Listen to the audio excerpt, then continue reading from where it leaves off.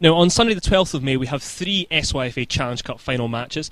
Starting us off at 11 o'clock is the Under-14s match, which takes place between Tynecastle and Albion BC. We've got the perfect person to discuss Tynecastle, Under-14s, being a South East team. We have our South East correspondent in Camilla Tate. Camilla, what do you make of Tynecastle Under-14s? Well, obviously I've been following them all season. They've just been tremendous. An interesting fact for you, they've not conceded a goal in 350 minutes of Scottish Cup. I think the first 2 games that they played, they let in 2 goals in total, and after that they've had a completely clean sheet the whole tournament. They saw off Wishaw Wickham Wanderers 3-0 in the 5th round, I think. Incredibly impressive. They're a very difficult side. They then defeated Townhill 5-0. So they've just had such an incredible run-up throughout this competition. Just can't say anything more about them, really. Just incredible side, it seems on paper anyway, but I guess records are meant to be broken. Albion BC will be hoping to do that on the day. Ryan, you've been looking at Albion BC. Do you think there's any way, looking at their cup run, that they can defeat such a strong Tynecastle side? Well, I mean, you're right, Rob. I mean, records are meant to be broken, and going into the finals, I think Albion will have nothing to fear.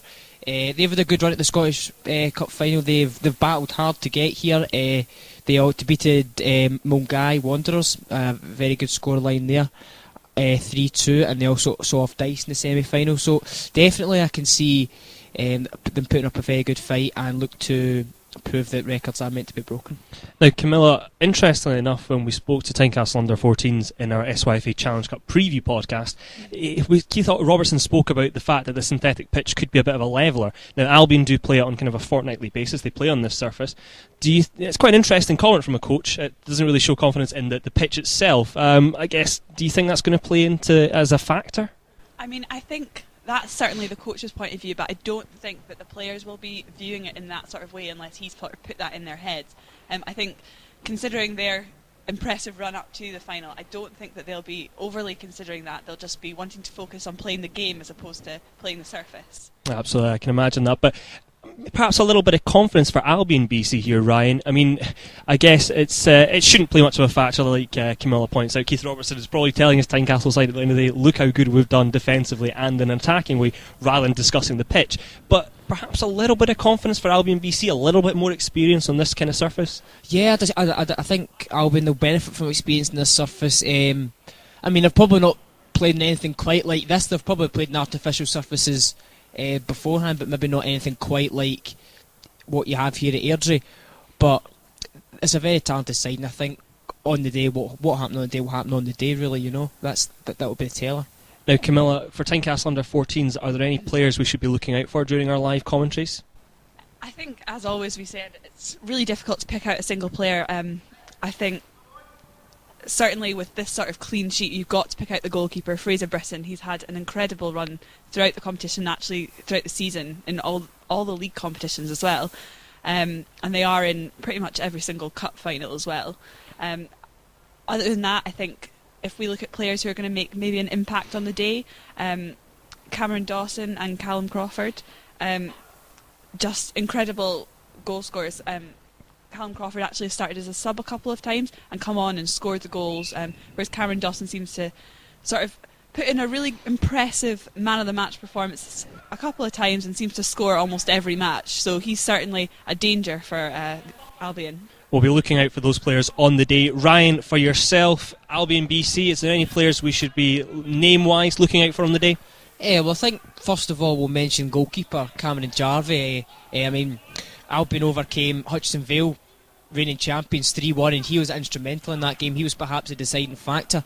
So they'll definitely have it'll be not for the want of trying to get past him on the day, but also Liam Morrison, man of the match in the quarter-final, and he's been in a very rich vein of goal-scoring form leading up to this time, so lots of goals from midfield, and that could prove the key, perhaps if the strikers are off, not brought their shooting boots on that day. Absolutely, you need goals from everywhere on the pitch. I'm sure Albion will be relying on that, given the fact that Tynecastle have such an impressive record. Camilla, the hardest part, as always, of this job is predicting the scoreline. You probably will be backing Tynecastle, I imagine, as the South East correspondent. What do you think? Yeah, I'm going to have to back Tynecastle. I just think that they're so focused on this Scottish Cup. They've obviously done so well in the lead-up. Albion did defeat Hutchie Vale, which is obviously Tynecastle's known rivals. but I am going to go 2-1 Tynecastle. Very, very good support of your South East side. Very good to see. Ryan, Albion BC, what do you make of this North team and what score would you be predicting? Well, it does look very hard to overlook Tynecastle, but I mean, Albion have always had good sides, and I think this year's side proves that even more so, especially when you take into account their victory over the reigning champions. I think it will be 2-2 in normal time. That's what I'm thinking. It'll be a draw in normal time, and I think we'll maybe see Albion, the experience on the pitch, perhaps playing on it longer, they'll go on and win it in extra time. Very, very good predictions there. If you'd like to listen and find out how their predictions get on, do on YFS Radio listen to live and exclusive coverage of that match. Kick-off at 11 o'clock, match analysis beginning from 10:40 on radio.youthfootballscotland.co.uk, as well as TV highlights afterwards. And taking place on Sunday the 12th of May is the Under-15 final as well, which takes place between Hutchison Vale and Dundee United Supporters Club. Interestingly enough, this is an exact repeat of the Under-14s final from last year, where Hutchison Vale came out 2-0 victors. I guess Camilla, for Hutchison Vale, had a very, very strong season. Does it give them an advantage knowing they've played here before? They are the current champions, and they also defeated the same side here at the Airdrie Excelsior Stadium last year. I mean, it is an incredible performance from both sides to get into the final again against each other. I mean, I've spoken to the Hutchison Vale side, and they are very confident. They think as a team they've improved, and I think that they're so focused, they're so confident, and they've had such a good run up to this final that I think the experience that they've been of winning a final before against Dundee United, I think it does put them ahead, yeah. Absolutely. And Ryan, for yourself, do you think the idea and the thought of last year's loss will kind of linger in the minds of those Dundee United Sports Club players? Yeah, I think it definitely will. And with myself being here last year, I actually had Dundee United on to win that game. But all credit to Hutchison Vale for coming out, and I think they'll definitely be coming into that final with the bragging rights, if you like. And when we talk about Campsie, that we spoke about as well, that have been here before and lost, it can perhaps it can work both ways. It could motivate them to be more determined to win, or it could just make them an even bigger bundle of nerves. But both very good sides, but it's a hard one to call, isn't it? Well, it's a very hard one to call. So I think they've both got bags of experience, and it will help on the day certainly. But who more so for, I'm not sure. Has the run for Dundee United Sports Club in their way to the final, has that been a good sign of things to come in the final match? Have they progressed well, would you say, in your opinion, to this final? Yeah, they've beat a few very good sides, and I think they're picking up form just at the right time. And quite often, especially with, although you can argue that form goes out the window for these types of games, it still is very good to be in a winning mentality in the lead up. And certainly for this case of Dundee United, they've been playing quite well over the past few weeks, and I think that will definitely serve them well. I think our East correspondent Mikey Colville will definitely agree with you. He'll be here for that live coverage, so it'll be great to get his thoughts before that match. Camilla, yourself, for Hutchison Vale, their road to the final, what would you say? Are Hutchison Vale just carrying on that fantastic record that they've got? I mean, I would like to mention that Hutchison Vale actually haven't lost a game all season. I'll touch wood for them there. But yeah, I think they'll be looking to improve that. I mean, with that impressive record, they're definitely coming up with a lot of confidence. They've had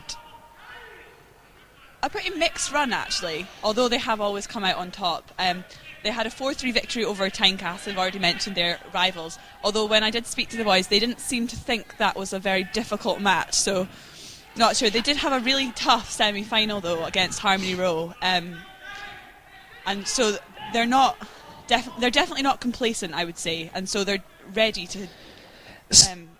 It's not been a walk in the park. That's a good way of putting it for them, and it never should be, I guess. Players to look out for. Hutchison Vale, we saw them last year. This year, players that we should be looking out for. Yeah, there's been a lot of impressive players for Hutchison Vale. Ryan Fox has been named man of the match a couple of times. He scored in, I think, the semi-final. But yeah, he also scored in the match last year. And Hutchison Vale still have both goal scorers from last year in their team, and have both played really well this last season. So Ryan Fox definitely one to look out for. Someone also to look out for is Fraser Payton. We've spoken about sort of large park and set pieces before, and if utilised, they're very effective. He's someone who sort of implements those.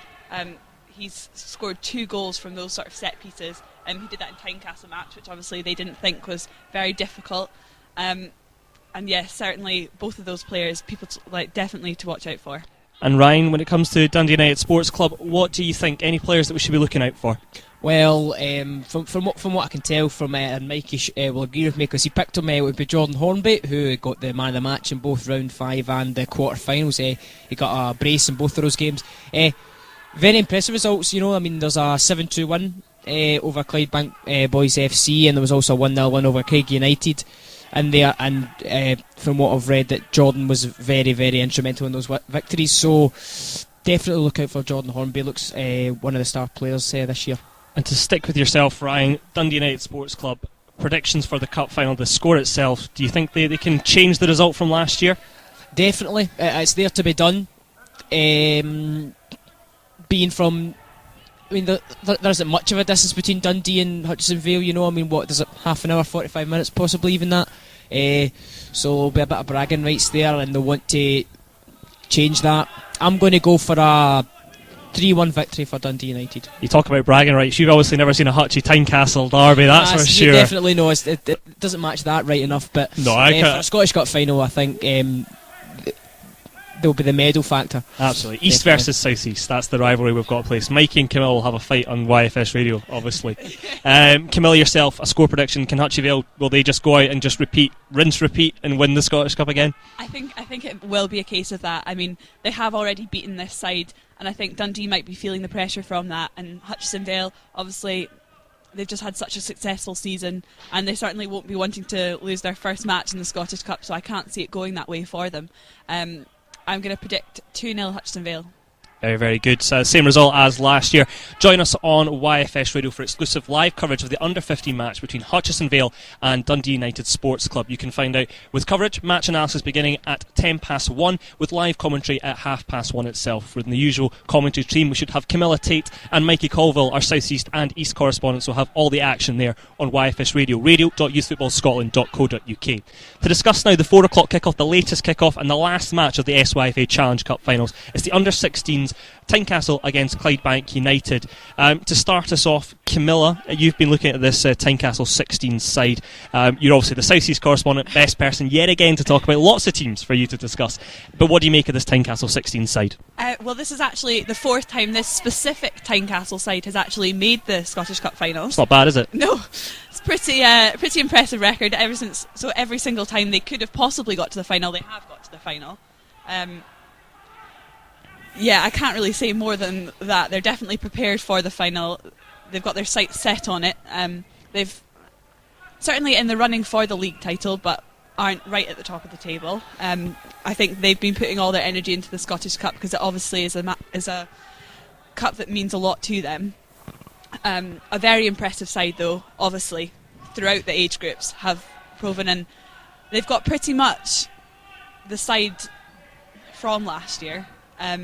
And yeah, just there's so many players coming through that side that are just impressive, and I think they've obviously harnessed their abilities as a team, and they work so well together that, I mean, it shows. They've obviously made this final so many times that together they work so well as a team, and they're definitely prepared for the final.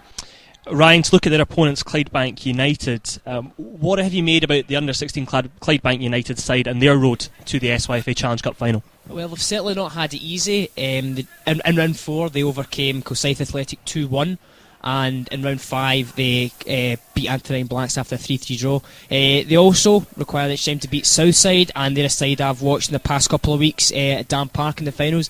A very impressive, good football inside Southside, so no mean feat to overcome them. So, and to beat Southside, it requires a certain amount of strength and an ability to play some good football, and I think that victory over Southside definitely shows that they can do that, and they also went the distance in extra time as well. There's so much pressure, I guess, from coming all the way to reach the SYFA Challenge Cup finals on so many occasions. Do you think that adds a little bit of extra pressure to Tynecastle at all, and perhaps that's an advantage for Clydebank United at all, Ryan? It could be, yes. I mean, you can look at it kind of both ways, but I think Clydebank will more be focusing on their game. They'll not maybe think about what could be going through the minds of Tynecastle, and I think Clydebank, their management staff especially, will be saying, just focus on your own game, lads, do what you normally do, and I'm sure that's what they'll hope will bring them out on top in the end. Camilla, yourself, again, you've spoken about the history of Tynecastle, you've spoken about this fantastic record that they've got. does it just add a little bit too much pressure perhaps on the boys, and maybe that'll affect them on the day? Hopefully it doesn't add too much pressure. I think that they do need to sort of take the day as it is and not think about these sort of... They've won 2 out of 3 so far. And obviously they'll be looking to make it a hat-trick of wins, but I think they've got to forget about those sort of past Scottish Cups. It is a different team. They're playing a different team.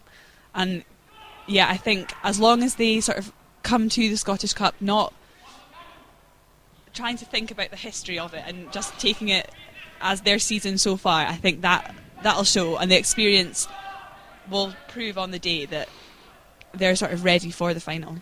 And again, for the live commentaries, who should we be looking out for when it comes to the kick-off at 4 o'clock? Is there any Tynecastle under-16s players that really have caught your eye in the road to the SYFA Challenge Cup final? Obviously, as I've said, this team isn't exactly the same as last year, and we actually can't really know that much about them sort of Scottish Cup-wide. They did actually get a bye through the quarter-finals against Hutchinson Vale. Kyle Mitchell is someone definitely to watch out for. He was really impressive in the Task Thistle Rovers match. And yeah, out of them all, he's certainly a name to watch. Very, very good. I think, like you say, that quarter-final bye, we'll not go into too much discussion about that, but I think it means there is less players to look at. Ryan, for yourself, though, Clydebank United Boys Club, what do you think about them? Any players we should be looking out for? David Coyle, for me, is the man to watch. He's been in a good run of goal-scoring form. The semi-final, the quarter-final, and round 4, he managed to get on the score sheet there. Grabbed a man of the match award in a couple of those matches as well, and he was described as a thorn in the side of Bathgate in that game as well, so it looks like he'll be the danger man, definitely. I hope you noticed, I think there was a Bathgate Rose, the thorn in their side. The reporter, very witty by him on that one, very well played. Very witty, finally, yes. Ryan, your score prediction for this under-16 SYFA Challenge Cup final between Tynecastle and Clydebank United. Tynecastle, I mean, so much history, so much experience, but I think Clydebank are really going to seize the opportunity. They've had a good run, and I think it's going to be 2-1 to Clydebank. Very, very good. Camilla, for yourself, obviously probably going to be supporting Tynecastle. 2 right, South East for the win, but what do you think about the score prediction? I mean, I think, like Ryan said, it's going to be a pretty close one. I think Clydebank are going to come out all guns blazing, obviously focus on their own game. I think as long as Tynecastle keep their heads, I see the scoreline going the opposite way, and 2-1 Tynecastle. Very, very good. Well, that concludes our complete coverage of the SYFA Challenge Cup finals. That was the under-16s between Tynecastle and Clydebank United. Listening to live and exclusive commentary on YFS Radio from 4 o'clock. Match analysis beginning around about 20 to 4, just roughly we would say anyway. So do tune in on all the days on YFS Radio. If you'd like to listen to live and exclusive coverage, go to radio.youthfootballscotland.co.uk. All the information is available there. We'll have fantastic match analysis at the start of the match, half-time and full-time, as well as the live commentary itself. This has been a fantastic experience for us all at YFS Radio. We hope you've enjoyed the coverage. Do tune in to radio.youthfootballscotland.co.uk to listen to live and exclusive coverage as well. Check our Facebook page, which is YFS Radio, and as well Twitter at YFS Radio. Again, a huge thank you to you for watching. We hope you've enjoyed this YFS TV and YFS Radio production. I've been Robert Wilson, and you've been watching the SYFA Challenge Cup preview show.